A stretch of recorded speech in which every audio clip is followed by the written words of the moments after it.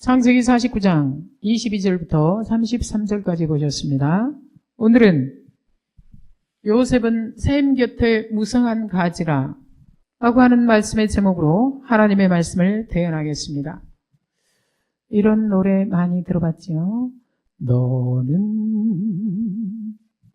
담장 너머로 뻗은 나무 가지에 푸른 열매처럼.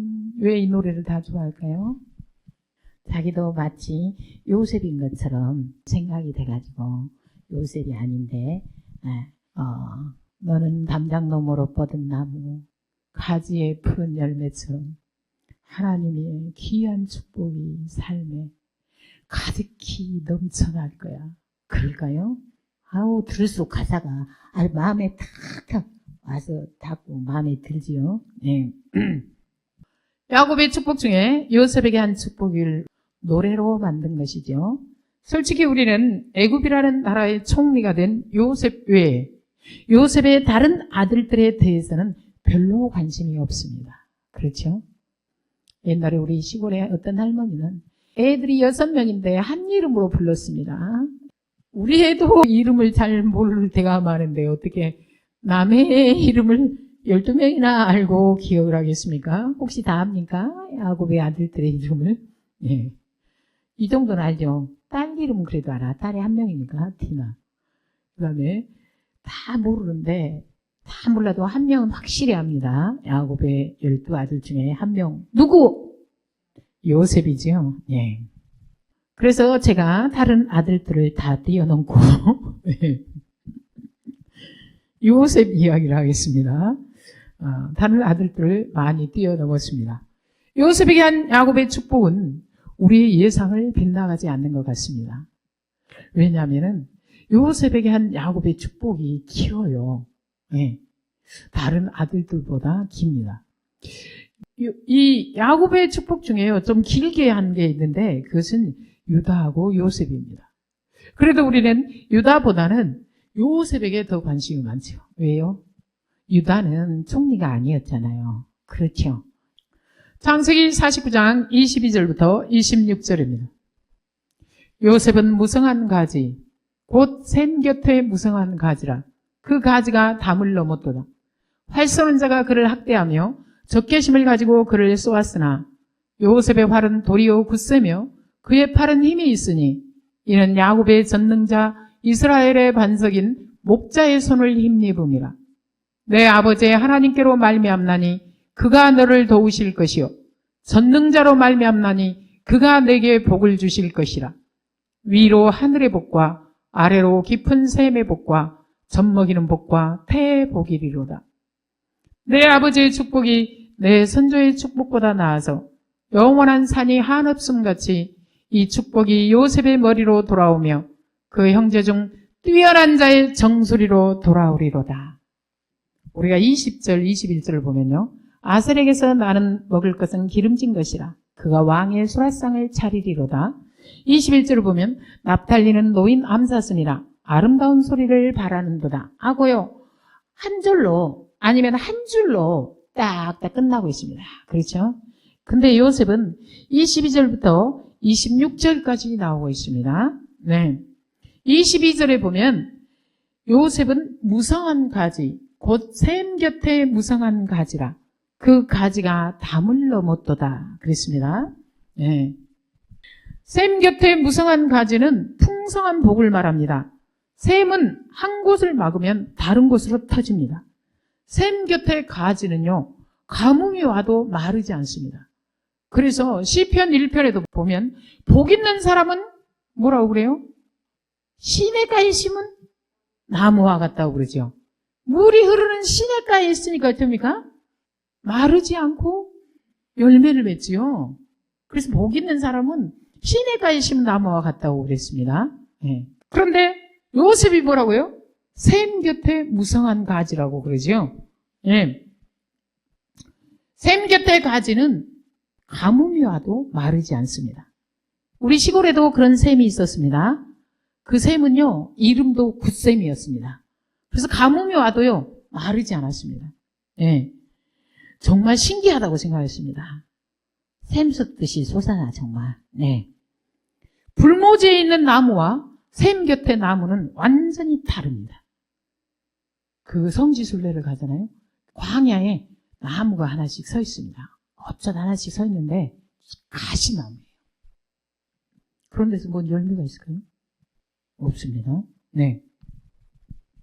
무성하다는 것은 열매를 맺다, 번성하다는 뜻입니다. 따라서 무성한 가지는 열매를 많이 맺는 가지이며 번성하는 자손을 뜻하는 것입니다. 네. 특히 물이 귀한 지역에서 샘 곁에 있다는 것은 기근과 재해 속에서도 항상 변함없이 풍요를 누리게 될 것이라는 것입니다. 이 예언처럼 요셉의 자손들은 다른 지파들은 다 한 지파만을 형성했던 것과는 달리 에브라임과 므낫세 두 지파를 형성하였고 특히 에브라임은 가나안 정복 이후 비옥한 토지를 분배받았으며 다른 지파들에 둘러싸여서 외적의 침입으로부터 자연적인 보호를 받는 특혜까지 누리게 되었으며 왕국 분열 이후에는 북왕국에서 확고한 세력을 확보하고 북왕국을 대표하는 지파가 되었습니다. 그 가지가 담을 넘었도다. 직역하면 그 가지가 담을 올라갔도다입니다. 애굽에서 총리가 된 요셉이 7년 대기근을 잘 극복함으로 자기 집안뿐만 아니라 다른 많은 사람들을 살렸지요. 그래서 가지가 담을 넘었다고 하는 거예요. 네. 이처럼 요셉의 후손들이 번창하여 다른 사람들에게 혜택을 줄 것이라는 것입니다. 23절, 24절입니다. 활 쏘는 자가 그를 학대하며 적개심을 가지고 그를 쏘았으나 요셉의 활은 도리어 굳세며 그의 팔은 힘이 있으니 이는 야곱의 전능자 이스라엘의 반석인 목자의 손을 힘입음이라 그랬습니다. 다음 23절 활 쏘는 자가 그를 학대하며 적개심을 가지고 그를 쏘았대요. 요셉 자손의 지속적인 성장이 다른 대적들의 공격을 받을 것이라는 것입니다. 내가 잘 나가잖아요? 그럼 전부 다 시샘합니다. 시기 질투한다고요. 예. 요셉이 조금만 잘 나가는 것 같아. 그럼 어쩝니까? 항상 힘들었습니다. 아버지의 사랑을 받을 때는 어떻게 했어요? 형제들에 의해서 팔렸지요. 또 보디발의 집에서 조금 잘 나가는 것 같다가 어떻게 됐습니까? 모함을 받아서 감옥에 갔지요. 예. 활 쏘는 자가 그를 학대하며 적개심을 가지고 그를 쏘았으나 요셉의 활은 도리어 굳세며 그의 팔은 힘이 있으니 그랬습니다. 요셉의 활은 도리어 굳세며 굳세다는 매우 강하고 단단하다는 것인데 또 이 말 속에는 여전하다, 남아있다는 뜻이 있습니다. 무슨 뜻이냐면 요셉의 활이 대적을 향해 거듭거듭 당겨도 지치지 않는다는 뜻입니다. 아무리 많은 적들이 덤빈다 할지라도 능히 지치지 않고 이겨낼 것이라는 것입니다. 그런데 이런 사람이 있을까요? 없습니다. 그런데 어떻게 요셉은 이럴까요? 24절 두 번째 줄입니다. 이는 야곱의 전능자 이스라엘의 반석인 목자의 손을 힘입음이라 이겁니다. 막 활을 사정없이 대적을 향해 쏴도 지치지 않아. 여전히 힘이 남아있어. 왜? 하나님의 손에 붙들린 사람이기 때문입니다. 누가 하신다는 거예요? 하나님이 하신다는 겁니다. 전능하신 하나님이 지칠까요? 안 지칩니다. 네. 요셉은 속수무책으로 그렇게 당했죠. 그러나 믿음으로 사니까 어쩝니까? 하나님이요 거기서 탁 들어 올립니다. 예. 대적 앞에서도 굴하지 않는 요셉의 강건함은 그의 힘의 원천이 하나님이시라는 것입니다. 이것은요 야곱 자신의 신앙 고백이기도 합니다. 라반에게서, 에서에게서, 그리고 세겜에서 위기에 처했을 때 그때마다 그를 대적에게서 구하신 분은 하나님이셨습니다. 요셉도 마찬가지고 요셉 자손도 마찬가지라는 것입니다. 자, 22절에 요셉은 셈 곁에 무성한 가지라고 했지요. 그 셈은 하나님이십니다. 요셉 자손의 모든 승리가 궁극적으로 전능하신 하나님의 도우심을 얻을 때 가능하다는 것을 말하고 있습니다. 우리가 용사로 알고 있는 다윗도 이런 고백을 했습니다. 시편 18편입니다. 시편 18편이 기니까 제가 중간중간만 빼서 인용했습니다. 1절, 나의 힘이신 여호와여, 내가 주를 사랑하나이다. 다윗이 자기 힘은 하나님이라고 말하고 있습니다. 그러면서 뭐라고 그럽니까? 29절, 내가 주를 의뢰하고 적군을 향해 달리며 내 하나님을 의지하고 담을 뛰어넘나이다. 34절, 내 손을 가르쳐 싸우게 하시니 내 팔이 노팔을 당기는도다. 47절, 이 하나님이 나를 위하여 보복해 주시고 민족들이 내게 복종하게 해 주시도다. 다윗이 왜 많은 대적들을 굴복시키고 이겼다고요? 하나님이 민족들을 자기에게 복종하게 해 주셨대요. 알겠습니까? 이래서 다윗이 용사인 것입니다. 힘의 원천이 자기가 아닌 하나님이시라고 고백하고 있지요. 믿음이 있는 사람들의 고백은 같습니다. 로마서 8장입니다. 그러나 이 모든 일에 우리를 사랑하시는 이로 말미암아 우리가 넉넉히 이기느니라. 우리는 뭘로 이긴다고요? 하나님으로 이긴다고요. 요셉의 승리는 그가 하나님을 의지하는 가운데서 온 승리였습니다. 요셉의 후손들도 마찬가지입니다. 요셉의 후손 에브라임과 므낫세는 이스라엘 중에서 강력한 힘을 가진 지파였으나 그들이 북이스라엘에 속하여 하나님을 의지하지 않고 우상을 섬겼을 때는 하나님께서 그들을 망하게 하시고 이방 민족의 포로가 되게 하셨습니다. 성도들의 힘은 하나님이십니다. 성도가 하나님을 온전히 의지하지 않고 다른 것을 의지하고 섬길 때 성도는 모든 힘을 상실하고 비참하게 됩니다. 그러니까 지금 내 삶이 비참해. 내가 누구를 의지하지 않고 있는 겁니까? 하나님을 의지하지 않는 사람들은 어쩐지 아세요? 하나님이 조금만 힘을 줘가지고 힘이 있는 것 같다. 하나님이 조금 도움을 좀 많이 줬다. 그러면은 그게 하나님의 은혜라는 생각을 안 하고 있습니까? 막 자기가 잘나서 그렇게 돈이 생긴 줄 알고 막 깝죽 이렇게 되다가 또 돈이 이제 하나도 없어 주머니에. 그럼 또 어쩝니까? 곧 쭉 빠져가지고 이제 막 죽은 것처럼 또 이렇게 다니죠. 왜 그럴까요? 하나님을 온전히 믿고 의지하지 않고 돈이 많을 때도 그 자기 힘이라고 생각하고 또 돈이 없을 때는 어쩝니까? 또 그것도 자기 능력이 없어서 그런다고 생각을 하니까 어떤 사람들은 뭐 사업이 안 되거나 그러면 자살하는 사람도 있잖아요. 그러니까 항상 하나님 앞에서 겸손해야 됩니다. 그럼 왜 우리가 너 없으면 못 살까요? 자기가 그런 생각을 갖고 사는 거야. 너 없으면 못 산다고. 그러니까 너 믿는 대로 돼갖고 너 없으면 못 사는 거지. 그럴까요, 안 그럴까요? 25절을 보면은 요셉이 굉장히 힘이 있었던 것이 뭐냐면 요셉의 힘이 요셉에게서 나온 게 아니라 누구에게서 나왔다고요? 하나님.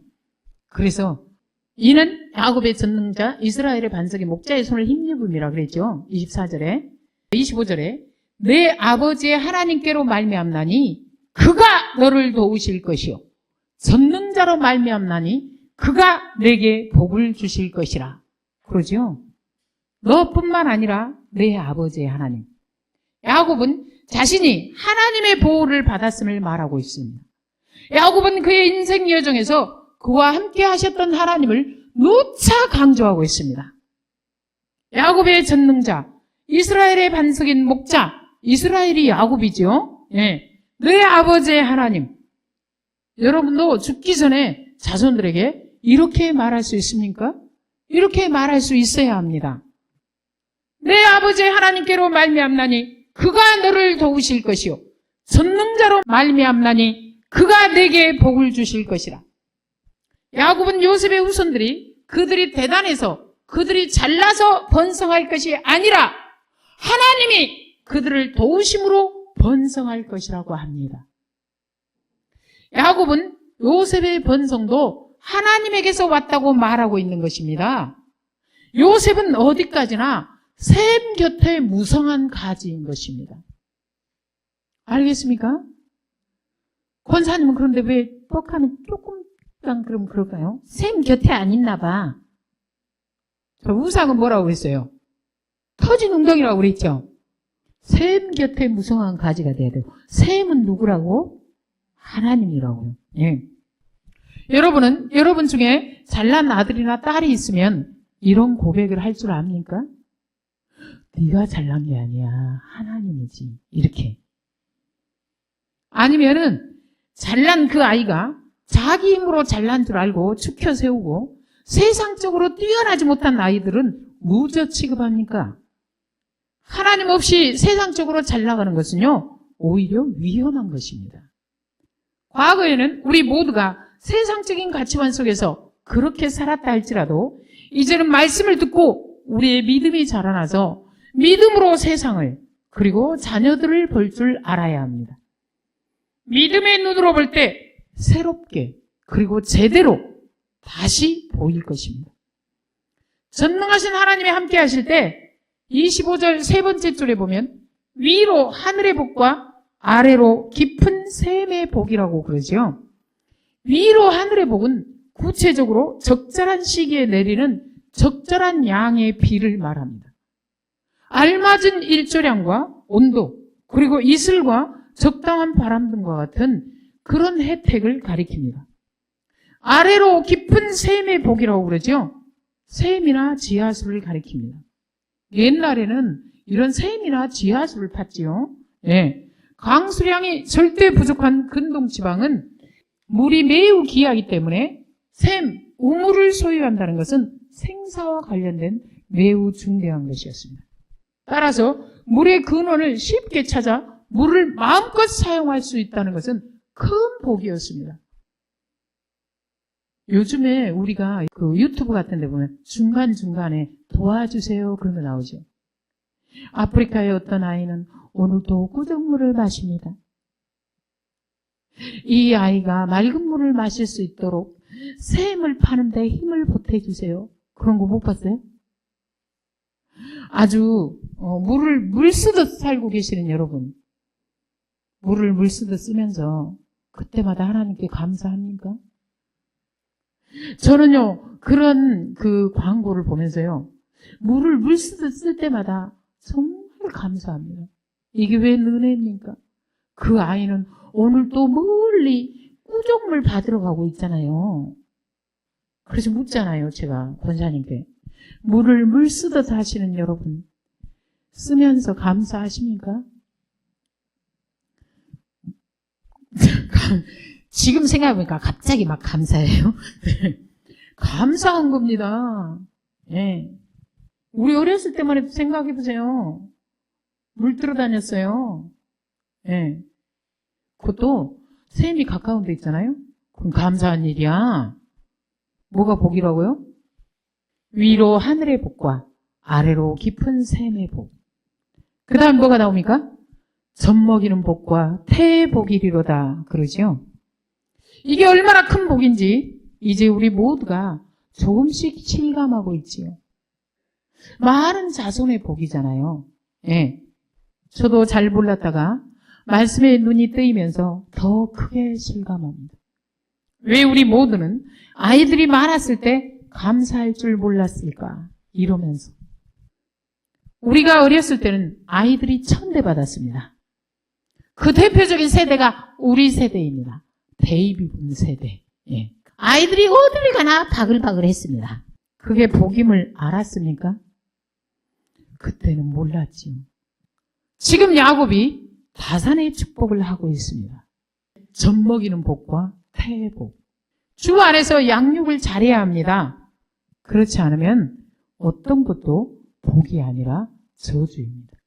네. 애들은 많은데 다 못됐어요. 그게 복이겠습니까? 네. 주 안에 살아야 다산도 복인 것입니다. 제가 지난번에 책을 보니까 그 100살 넘게 사신 그분이죠. 그분의 애들이 다섯 명인가 6명인가 긴데 전부 다 교수 아니면 의사였어요. 사위도, 며느리들도. 그분은요, 평생을 성경을 가르치면서 살았답니다. 신학 교수가 아닌데도 복이지요? 복 받았죠? 그분도 자기 입으로 얘기하고 있었어요. 자긴 정말 복 받은 사람이라고. 26절입니다. 내 아버지의 축복이 내 선조의 축복보다 나아서 영원한 산이 한없음 같이 이 축복이 요셉의 머리로 돌아오며 그 형제 중 뛰어난 자의 정수리로 돌아오리로다. 내 아버지의 축복이 내 선조의 축복보다 나아서. 내 아버지 누굽니까? 야곱이지요. 내 선조는 아브라함과 이삭입니다. 야곱이 하는 축복은 아브라함과 이삭이 받은 축복보다도 더 풍성하다는 말입니다. 이는 말씀 따라 살 때 세대를 거듭할수록 하나님의 언약이 점점 더 넓어지고 깊어진다는 의미입니다. 영원한 산이 한없음 같이, 문자적으로 영원한 산의 경계까지입니다. 여기서 영원한 산은 하나님께서 거하시는 성산, 곧 하나님이 통치하시는 하나님의 나라를 의미합니다. 야곱의 축복은 그 범위가 정해져 있습니다. 즉 하나님의 통치 아래 있을 때만 이 축복이 유효합니다. 요셉이 샘 곁에 무성한 가지인 것처럼. 그들이 하나님을 떠날 때 야곱의 축복은 그 의미를 상실하게 되는 것입니다. 성도의 축복 역시 어디 있느냐? 오직 하나님 안에 있습니다. 네, 성도가 하나님을 떠나서 어디 딴 데 복이 있을 거라고 생각하지도 마세요. 제가 하나님을 섬겨나가면서 딴 짓을 해봤을까요? 안 해봤을까요? 해봤다가 쌍코피만 그냥 쌍코피만 터지고요. 죽는 줄 알았습니다. 알겠습니까? 26절 세 번째 줄에 보면은 그 형제 중 뛰어난 자의 정수리로 돌아오리로다 그랬지요. 요셉이 형제들 중에서 특별히 택함받은 자라는 것입니다.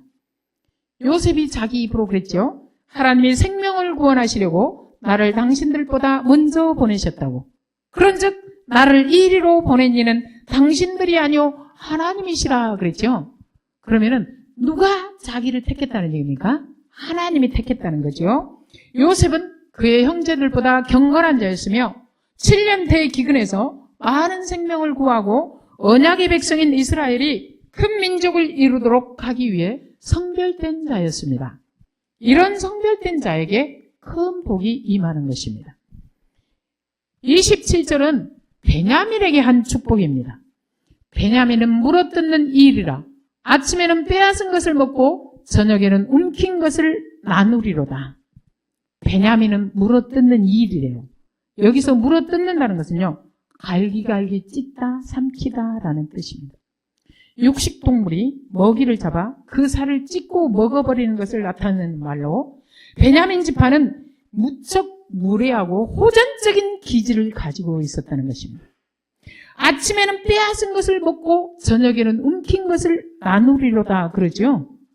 얼마나 투쟁적이고 전투적인지 전쟁의 시작과 끝을 모두 승리로 장식하는 강한 지파로 그들이 원수들에 대해 항상 승리할 것을 말합니다. 하나님의 백성 안에도 다양한 성향이 있습니다. 유다는 통치자의 지파, 요셉은 번성하는 지파, 베냐민은 전쟁과 투쟁의 지파입니다. 하나님은 각 사람의 성향을 통해 각기 다르게 일하십니다. 베냐민의 전투적인 기질이 방향을 잘못 잡고 행동할 때 내전의 비극을 불러일으켜서요, 혼자서 다른 지파 연합군과 물러서지 않고 싸우다가 멸절될 뻔했습니다. 사사기에 보면은 기브아에서 레위인 첩을 융갈하고 죽인 사건이 나오죠. 그래서요, 기브아 불량배들을 내놓으라니까 안 내놓고요, 아주 그냥 싸우자고 덤볐습니다. 이 베냐민은 얼마나 전투적이고 투쟁적인지 그 용맹함으로 의인을 감싸고 싸우면 얼마나 좋겠습니까? 불량배들을 감싸고 싸우다가요, 지파 전체가 멸절될 뻔했습니다. 그러나 바로 쓰이면 물러서지 않고 하나님 나라를 위해 목숨까지 내어놓고 헌신함으로 하나님 나라를 세우는 일에 쓰임받습니다. 그 대표적인 인물이 사도 바울이 베냐민 지파였습니다. 그러니 사도 바울이 복음을 전하는데요. 사도행전 20장입니다. 오직 성령이 각 성에서 내게 증언하여 결박과 환난이 나를 기다린다 하시나 내가 달려갈 길과 주 예수께 받은 사명 곧 하나님의 은혜의 복음을 증언하는 일을 마치려 하면은 나의 생명조차 조금도 귀한 것으로 여기지 아니하노라. 너 예루살렘에 가면은 결박과 환난이 기다리고 있어. 죽을 수도 있어. 그런데 어쩝니까? 그러면 그래? 그러고 이제 피해야 되잖아요. 아니 모르고 사지로 들어간다면 모를까? 예. 근데 다 알면서도 어쩝니까? 뒤로 물러섭니까? 안 물러섭니까? 안 물러섭니다. 예. 나의 생명조차 조금도 귀한 것으로 여기지 아니하노라. 그러죠. 어디 지파라고? 베냐민 지파. 예. 이런 전투력도 어떻게 쓰임을 받아야 돼요? 하나님의 나라를 세우는 데. 예. 전혀 쫄지 않지요. 얼마나 전투적입니까? 네. 이런 사도 바울을 통해서요, 이방 세계에 정말 복음이 널리 전파되었죠. 네. 28절입니다. 이들은 이스라엘의 12지파라. 이와 같이 그들의 아버지가 그들에게 말하고 그들에게 축복하였으니 곧 그들 각 사람의 분량대로 축복하였더라. 이렇게 말하고 있습니다. 분량대로 축복했다는 것은 야곱의 축복은 아들들을 위하여 자신이 원하는 바를 말하고 하나님께 강요한 것이 아니라 야곱은 단지 하나님의 뜻을 가감없이 전달했을 뿐이라는 것입니다. 세상의 높은 자리에 온통 관심이 쏠려있는 우리의 세속적 기질은 세상에서 가장 높은 자리에 앉았던 요셉에게 우리의 관심을 집중시킵니다. 그러나 유다에게 한 축복과 요셉에게 한 축복을 비교해 보세요. 경중을 따진다면 누구에게 더 축복을 한 것 같습니까?